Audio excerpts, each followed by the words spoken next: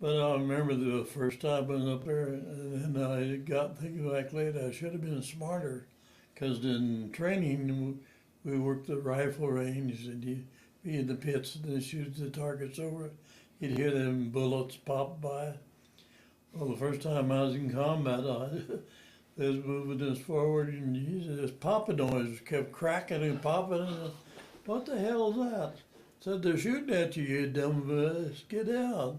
So Tom, those are bullets. And once it went by, you're safe then. But that I remember doing that, and I thought, how stupid could you get and forget that?